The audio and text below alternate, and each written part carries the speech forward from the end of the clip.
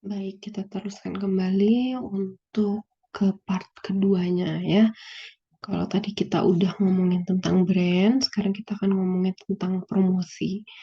Nah, jadi balik lagi yang tadi itu bahwa dalam 4P itu ada salah satunya yaitu promosi.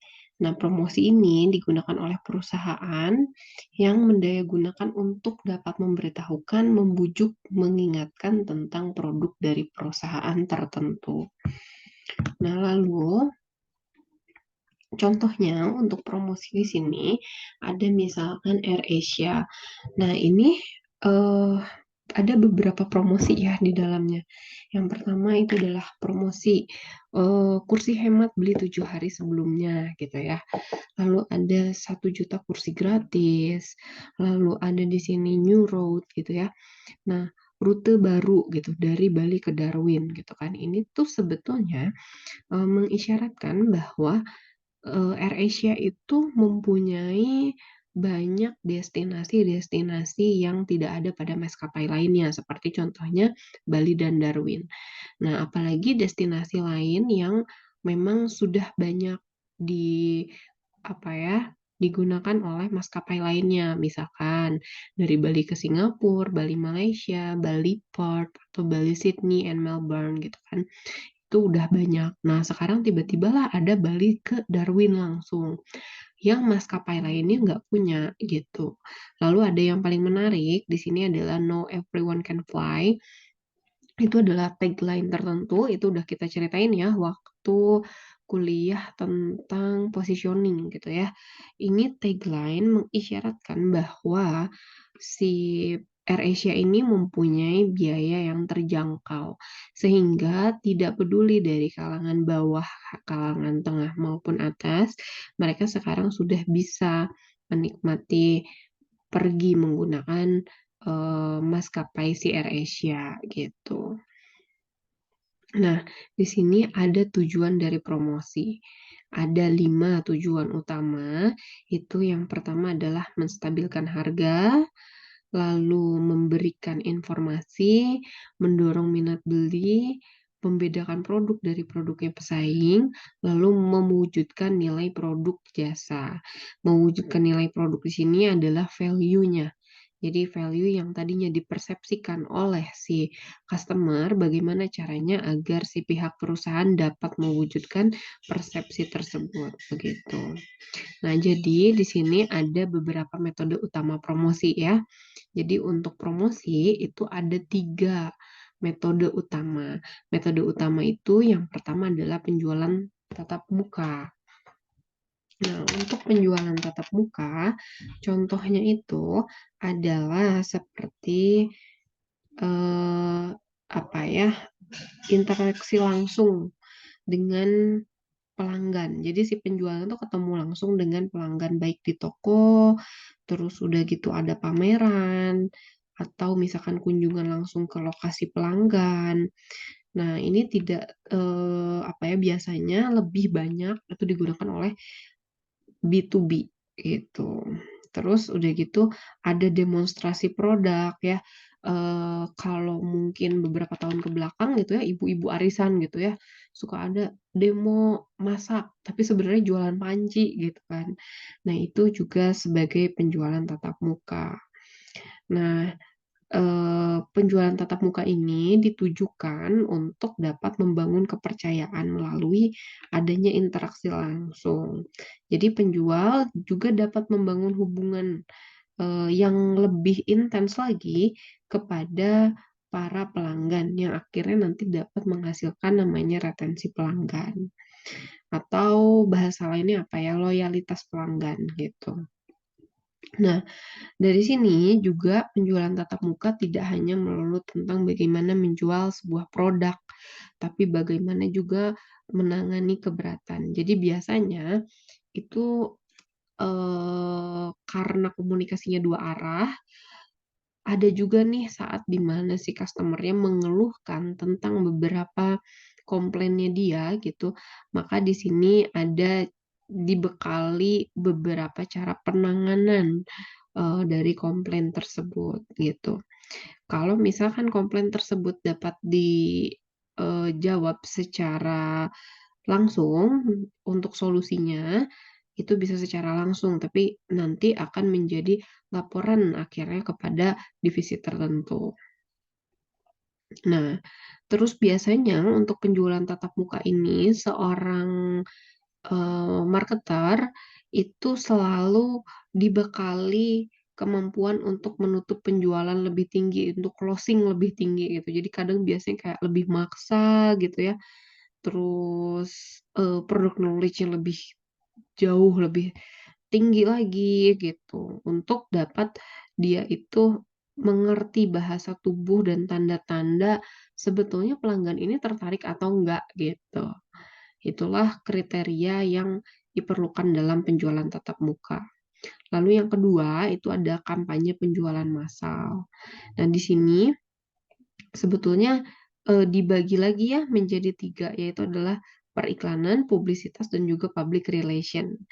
Kalau periklanan seperti yang kalian ketahui ya, bisa menggunakan televisi, radio, koran, majalah, internet, atau baliho gitu ya, untuk dapat mencapai audiens yang lebih besar lagi, gitu. Terus udah gitu, ada juga publisitas. Publisitas ini tujuannya untuk, eee, apa ya, memberitahukan kepada publik gitu bahwa ada loh merek ini, gitu. Yang terakhir itu adalah public relation. Nah, untuk public relation sendiri sebetulnya untuk menjalin hubungan kepada customer, eee, dari produk tertentu. Nah, ada juga biasanya untuk kampanye penjualan massal di sini perlu adanya pesan yang seragam. Jadi jangan sampai tadi, sebuah produk menggunakan beberapa lini masa gitu ya, menggunakan televisi dan juga internet misalnya gitu ya. Pakai SOE dia gitu. Nah, tapi ternyata si pesan yang disampaikannya itu enggak konsisten gitu. Nah, sama kampanye penjualan massal ini biasanya disinyalir mempunyai, eee, biaya yang lebih tinggi gitu, biaya investasi yang lebih besar untuk pembelian iklan tadi di media massa dan juga memproduksi materi promosinya ya. Biasanya kan untuk iklan itu aku suka denger gitu ya kalau misalkan artis-artis itu kalau sinetron mah katanya per episodenya berapa gitu, tapi kalau untuk iklan bisa sampai ratusan bahkan miliaran gitu. Nah itu tadi untuk produksi materi promosinya pun ternyata tidak murah gitu ya. Lalu untuk, broadcast-nya juga itu mempunyai biaya tersendiri. Ini efektif untuk membangun namanya kesadaran merek gitu, secara cepat dan juga lebih luas, dan jangkauannya itu mencapai audiens dalam skala besar baik nasional maupun internasional. Lalu yang ketiga, saya akan bahas mengenai promosi penjualan. Di sini itu terkait kepada bagaimana kita meningkatkan, eee, apa ya, penjualan gitu ya, volume penjualan gitu. Jadi di sini promosi penjualan merupakan serangkaian insentif jangka pendek, sorry, yang dirancang untuk mendorong pembelian atau penjualan gitu. Beda tadi dengan kampanye penjualan massal. Kalau tadi itu kita ngomongin tentang iklan, ngomongin tentang marketing gitu ya. Tapi kalau misalkan penjualan itu ngomongin gimana caranya si produk tersebut terjual. Nggak peduli produknya diketahui banyak orang atau enggak, tapi harus kejual, gitu. Beda sama yang tadi kampanye penjualan massal, itu dia nggak peduli produknya kejual atau enggak, tapi dia itu tujuan utamanya adalah bagaimana produk ini dikenal secara luas, gitu. Nah, balik lagi untuk promosi penjualan sendiri, itu ada berbagai macam ya. Misalnya di sini ada diskon, seperti yang kalian ketahui, diskon itu adalah penawaran harga lebih rendah yang bisa menarik, pembelian yang cepat gitu ya, pembelian yang lebih biasanya orang mempunyai, impulsivitas gitu ya, untuk dapat membeli sebuah barang yang sedang diskon. Padahal mah nggak butuh-butuh banget gitu ya, tapi kadang kita juga terkecoh dengan adanya diskon. Lalu adanya kupon yang memberikan potongan harga. Nah, ini juga termasuk. Lalu adanya sampel gratis misalnya. Pernah kan ya gitu kalau kita ke supermarket gitu ya, terus suruh nyobain teh organika gitu atau nugget atau kopi gitu. Nah, itu tadi tujuannya untuk memperkenalkan produk dan juga tadi promosi penjualan. Atau bisa juga sebetulnya ke dalam penjualan tatap muka. Lalu ada juga kontes dan undian nih. Ini juga termasuk ke dalamnya karena ada juga orang yang beli produk tertentu untuk bisa dapat undian gitu. Terus ada bonus pack itu, mmm, pembelian paket lebih murah gitu biasanya ya. Kalau beli serangkaian skincare itu lebih murah dibandingkan dengan beli one by one gitu. Terus ada juga promosi buy one get one gitu ya atau BOGO gitu. Nah, itu tadi sebetulnya secara keseluruhan promosi penjualan itu dirancang untuk dapat memberikan dorongan sementara pada penjualan. Jadi enggak selamanya ada diskon kan gitu, tapi didorong secara sementara. Makanya ada, eee, tenggat waktu tertentu bagi setiap kategori promosi penjualan, gitu. Lalu kita teruskan kembali, ini yang tadi udah saya jelasin ya. Jadi biasanya, sebuah perusahaan itu tidak hanya menggunakan satu jenis promosi saja, tapi mereka itu selalu, nge-package bauran promosi mereka. Entah mereka ada agen yang tadi, eee, melalui penjualan tatap muka, tapi mereka tetap adanya iklan, tetap adanya diskon gitu ya. Itu adalah bauran promosi atau kombinasi dari berbagai jenis promosi yang sudah dijelaskan sebelumnya. Nah, ini nanti bisa kalian diskusikan dengan teman sekelompok gitu ya. Ini juga akan menjadi bahan untuk nanti kita uas. Nah, ini ada salah satunya yaitu personal branding. Apa sih personal branding? Personal branding itu sebetulnya adalah branding yang terkait kepada diri seseorang, gitu. Yang akhirnya dapat mempersepsikan tentang diri seseorang, mencapai benak orang lainnya. Tentunya jika seseorang ingin mempunyai citra yang positif di benak orang lain, mereka akan mempersepsikan itu. Ya, jadi, misalkan gitu ketika kita, ngomongin tentang siapa ya, misalnya Deddy Corbuzier gitu ya, yang ada di benak kalian gimana sih? Oh, berarti dia tuh orang yang pinter, orang yang suka gym, orang yang pinter ngomong, orang yang pintar membaca situasi gitu kan. Terus kita ngomong lagi, apa ya, misalkan, mmm, siapa ya di sini, orang dalam iklan lah gitu ya. Mereka citranya apa? Oh cantik, oh lembut gitu misalnya, gitu. Itu adalah persepsi yang ingin dimunculkan. Jadi personal branding itu merupakan proses sebagai penciptaan aset seseorang atau individu tertentu. Tidak terbatas pada tubuhnya, pakaian, penampilan fisik, dan juga pengetahuannya. Nah, ini akan memberikan kesan yang berbeda-beda pada setiap diri, individunya, gitu. Terkait kepada identitas diri, kualitas diri, dan juga reputasi seperti yang tadi sudah saya jelaskan tentang Deddy Corbuzier gitu ya, mempunyai karakteristik yang tidak dipunyai oleh kebanyakan orang lain. Nah, di sini ada determinants of, sorry nggak kelihatan, bentar. Of optimal promotion mix ya. Jadi sebetulnya promotion mix itu atau bauran pemasaran itu ternyata mempunyai hal-hal yang mempengaruhinya. Yang mempengaruhinya adalah nature of market. Jadi sebetulnya pasar itu mempunyai mekanismenya sendiri. Nah, mekanisme pasar tersebut yang akhirnya akan mempengaruhi bagaimana cara dari perusahaan membangun promotion mix-nya dia. Lalu ada nature of product or service ya. Misalnya produk barang, mewah gitu ya.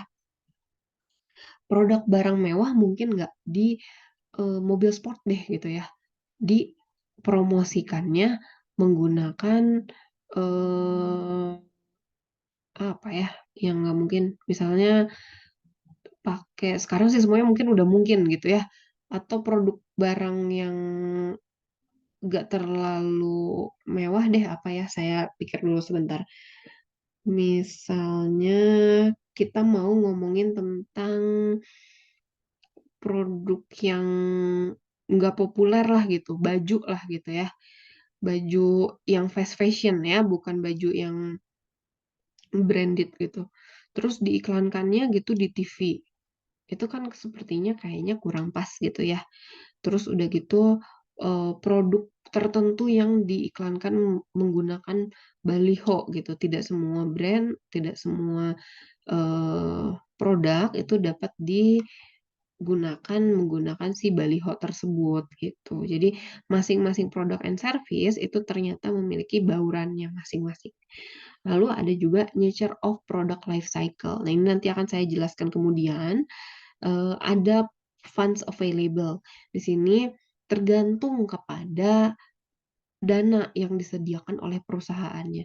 Kalau perusahaannya mempunyai dana yang banyak, otomatis bauran pemasarnya itu mungkin bisa menggunakan seluruh media promosi gitu. Tapi kalau misalnya terbatas kan mungkin tidak menggunakan baliho gitu, tapi menggunakan penjualan secara langsung aja tatap muka misalnya. Tapi karena dananya terbatas juga tadi mungkin, untuk diskonnya juga enggak 50% tapi hanya 10% misalkan gitu. Nah itu bergantung sekali bagaimana promotion mix dari funds available. Dan yang terakhir, itu adalah dari segi harganya. Ya mungkin sama tadi yang sudah saya jelaskan gitu ya, kalau barang yang murah itu mungkin, eee, gimana bauran pemasarannya gitu.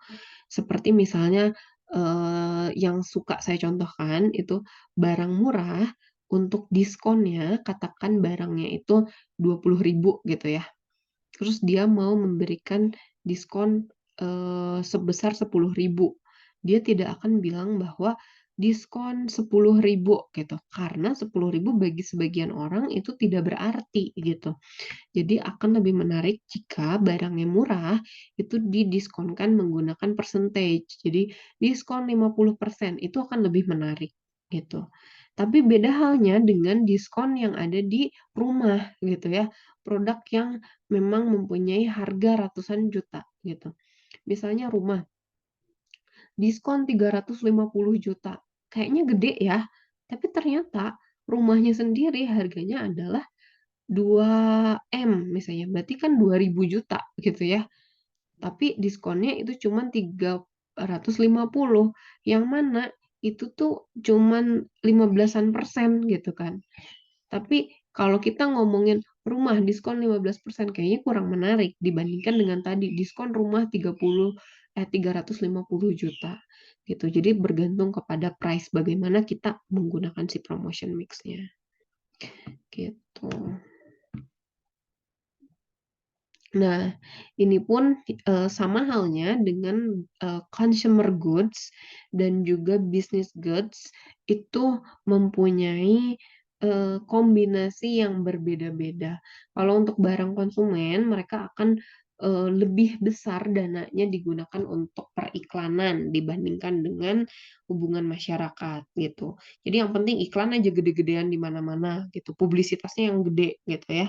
Tapi intensitas hubungan terhadap penjual dengan customer itu tidak terlalu dibina. Beda halnya dengan B2B. Kalau B2B itu justru penjualan pribadinya yang tinggi. Jadi misalkan suka ada yang barang-barang yang ditawarkan secara langsung gitu ya, pastikan by phone gitu. Dibandingkan tadi dengan mungkin menggunakan periklanan gitu. Beda-beda ya antara barang, consumer goods dengan business goods gitu. Nah, ada juga di sini 5M dalam periklanan. Yaitu yang pertama M1 itu adalah mission. Jadi kita harus menetapkan tujuan maupun sasaran periklanan kita terlebih dahulu. Lalu menetapkan anggarannya, yaitu money, menetapkan message-nya atau pesan yang akan disampaikan, medianya, media yang digunakannya apa yang tepatnya, dan yang terakhir adalah measurement-nya. Measurement di sini terkait dengan evaluasi. Jadi kalau misalkan di HR itu ada KPI gitu, untuk di sini pun sama sebetulnya ya, jenisnya itu indeks tertentu di mana dikatakan bahwa iklan tersebut, berhasil atau tidak, gitu. Nah, ini mungkin hampir sama dengan yang tadi, cuman ini bagannya saja. Jadi, di sini ada penetapan tujuan, yaitu bagaimana tujuan dari komunikasinya dan juga tujuan dari penjualannya.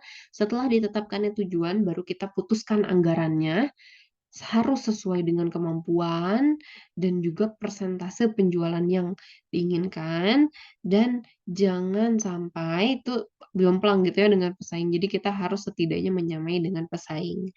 Dan tujuan juga tugas dari tadi, yang sudah ditetapkan pada tujuannya bagaimana. Kalau tujuannya besar, ya mungkin keputusan anggarannya pun harus besar, dan lain sebagainya. Lalu di sini diputuskan juga pesannya, strategi pesan dan pelaksanaan pesan yang akan dilaksanakan seperti apa, lalu jangkauan frekuensi dampak dan tipe-tipe media untuk pengambilan waktu medianya bagaimana.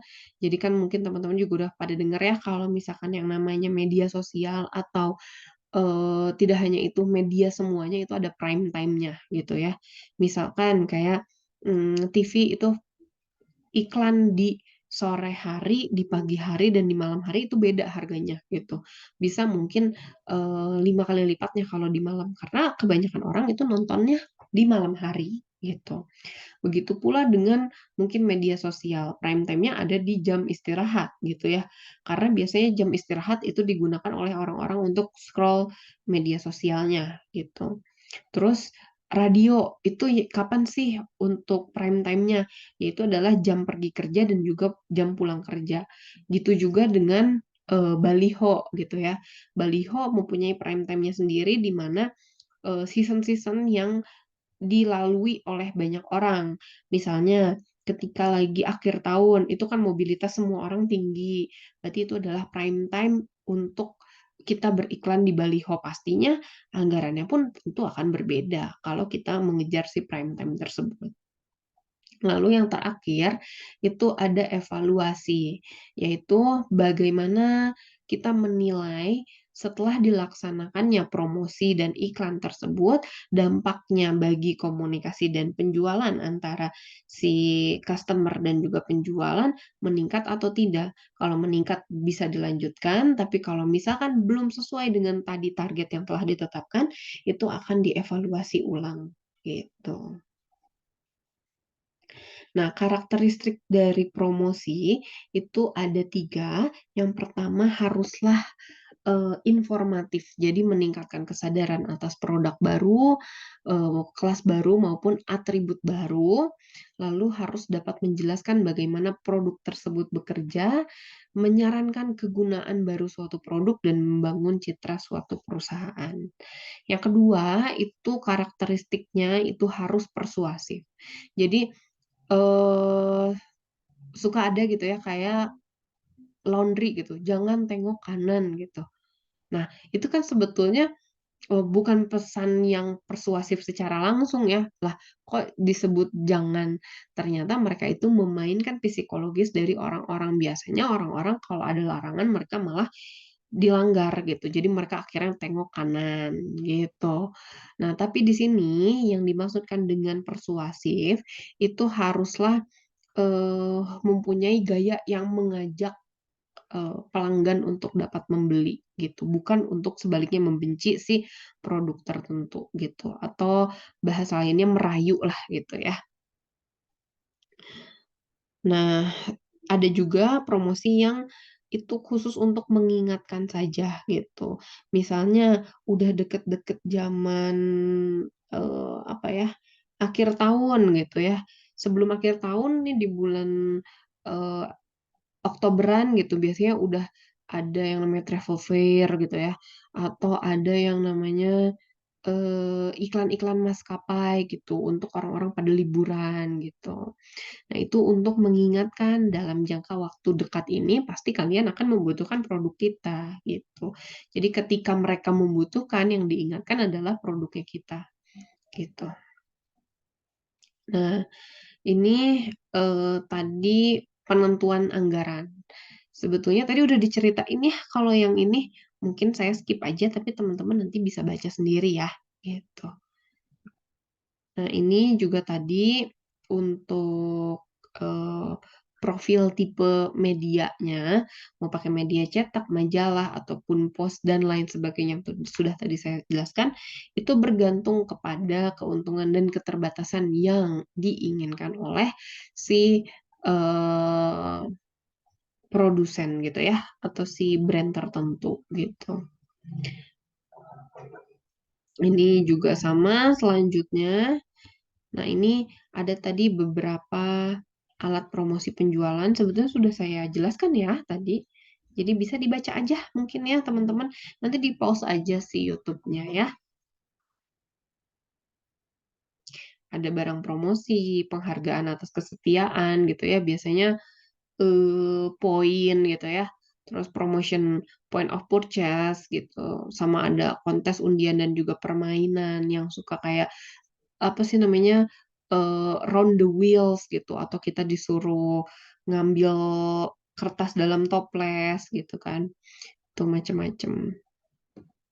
Nah, ini segitiga antara positioning, diferensiasi dari brand daya gitu ya. Nah, itu ada suatu brand yaitu Daya, mereka itu menginginkan diferensiasi terhadap brand image-nya mereka, yaitu dari segi kontennya adalah deterjen yang berkualitas, harum dan lembut di tangan, namun murah. Terus konteksnya yaitu adalah hard selling communication dari pemberian hadiah langsung, ya biasanya piring cantik gitu ya. Terus kompeten di sini SDM yang terbaik dari berbagai perguruan tinggi, itu ada juga ya di eh aduh saya lupa iklannya gitu. Nah, ini tapi positioning yang dia inginkan sebagai brand identity-nya atau yang ingin dipersepsikan kepada pelanggan yaitu adalah value for money deterjen. Jadi deterjen yang memang mempunyai harga yang terjangkau gitu. Nah, ini sebetulnya semuanya akhirnya berkesinambungan ya. Positioning yang tadi akhirnya membangun namanya brand integrity antara positioning dengan diferensiasinya. Nah, diferensiasi ini akan membangun brand image dan positioningnya akan membangun brand identity. Akhirnya menjadilah brand. Gitu. Jadi ketika kita ngomong brand daya, itu kita akan ingat akan positioning dan diferensiasi produk tersebut. Gitu. Aduh, ternyata buffering.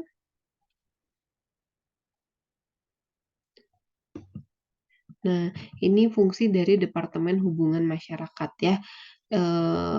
Ada hubungan pers, lalu publisitas produk, bagaimana komunikasi perusahaan baik internal maupun eksternal, terus urusan dengan masyarakat komunitas nasional maupun lokal, juga bagaimana caranya melobi mempengaruhi berbagai parlemen dan pegawai pemerintahan untuk dapat memajukan atau menghalangi pembuatan suatu undang-undang dan peraturan, lalu hubungan karyawan dengan investor, dan juga krisis manajemen gitu ya, ketika ada kejadian-kejadian negatif itu yang mempunyai tanggung jawabnya salah satunya adalah hubungan masyarakat. Nah, ini adalah tujuan dari promosi. Tadi sebetulnya udah ya diceritain, yaitu menginformasikan mengenai produk, cara pemakaian, perubahan harga, cara kerja produk, jasa yang disediakan, meluruskan kesan yang salah, mengurangi ketakutan dan kekhawatiran dari pembeli, dan juga membangun citra perusahaan. Yang kedua itu adalah mempengaruhi apa tadi, membujuk target pelanggan agar mau membeli atau menggantikan produk lain, produk pesaing dengan produk yang dihasilkan oleh perusahaan kita. Jadi membentuk pilihan merek, mengalihkan pilihan merek lain, mengubah persepsi pelanggan terhadap atribut produk, mendorong pelanggan untuk belanja saat itu juga, sama mendorong pembeli untuk menerima kunjungan salesman. Yang ketiga adalah mengingatkan kembali target pelanggan yang dilakukan perusahaan. Seperti misalnya, mengingatkan kembali pembeli kebutuhan produk dalam waktu dekat, di mana dia dapat mendapatkan produk tersebut, jadi di mana saja dijualnya, lalu membuat pembeli tetap ingat walaupun nggak ada kampanye iklan, gitu. Menjaga agar ingatan pertama pembeli jatuh pada produk perusahaan. Seperti yang tadi ketika saya luka, saya akan ingat ke betadine, gitu. Elemen promosi paling berguna itu menggunakan konsep AIDA. A-nya itu adalah awareness, I-nya adalah interest, D-nya itu desire, and A-nya itu adalah action.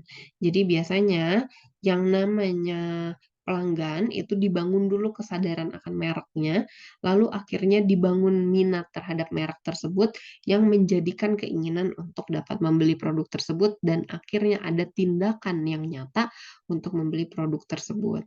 Nah, di sini antara penjualan pribadi, periklanan, promosi penjualan, dan hubungan masyarakat itu mempunyai kelebihan dan kekurangan masing-masing dari si AIDA yang tadi. Gitu. Ini bisa di screenshot aja ya, teman-teman. Ini hampir sama dengan yang tadi. Nah, ini juga ternyata banyak apa ya, perusahaan yang nggak main-main untuk mengeluarkan dananya untuk promosi iklan dan juga penjualan gitu. Karena ya begitu pentingnya promosi dengan penjualan.